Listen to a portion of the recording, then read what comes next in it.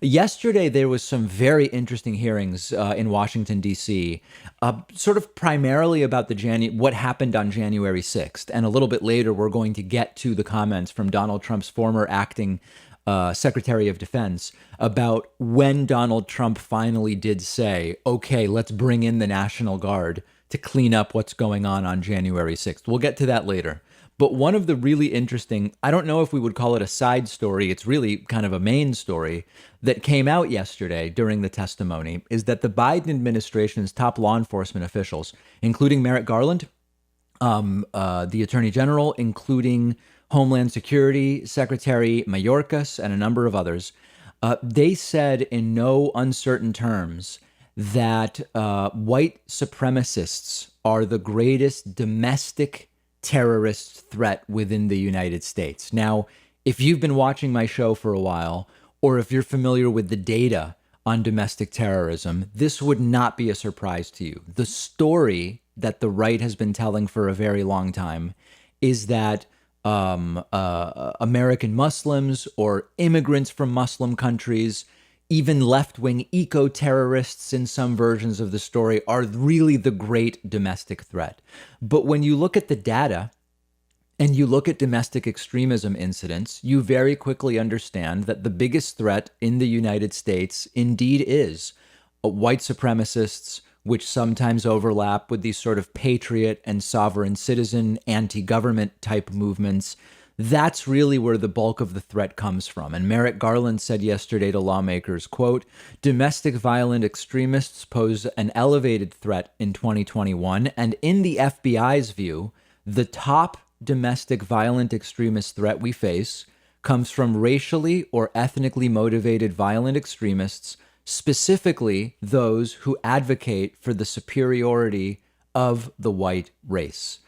Now, what you are also starting to see is that Republicans are having to find a new way to even talk about this.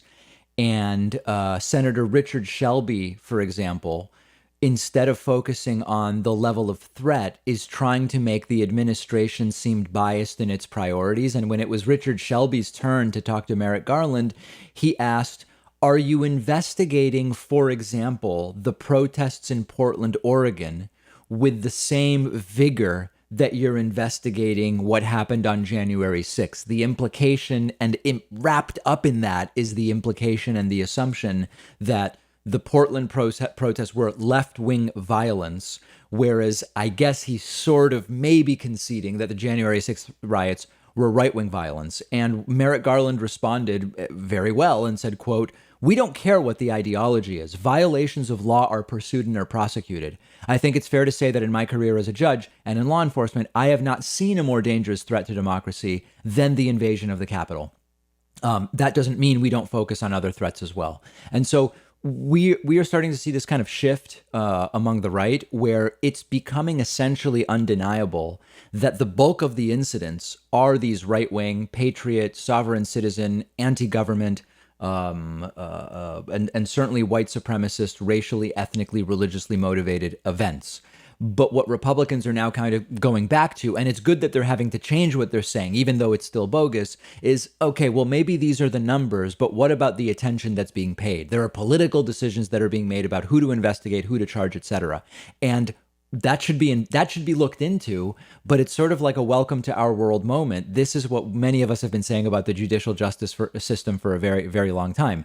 When you look at who actually does drugs, has drugs, deals drugs, versus who is prosecuted, who is policed, what are the sentences that are given out, we've been pointing out that there's a lack of equity there for a very long time, along racial lines for sure, among class lines as well, as we've discussed. So now, unable to continue denying the empirical reality of where the greatest number of threats come from, they are pushed back to having to make an argument the left has been making about the justice system for a very long time. I don't know where this will go, but yesterday's hearings were very interesting because they touched on a lot of these different tangential topics. They're big topics, but tangential to the day of January 6th. Including investigative priorities for federal law enforcement, including what the biggest threats are. And a little bit later in the show, we will get to some of the testimony about the nitty gritty of what happened on January 6th.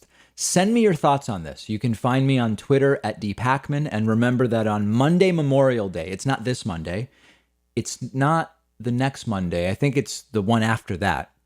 Monday, Memorial Day, we're doing a one-day membership special, single-day membership bomb. If you've been thinking, maybe I'll sign up someday, Memorial Day is the day to do it because it will be a beautiful discount, okay? If you want to be notified on Memorial Day, just get on my newsletter at davidpakman.com.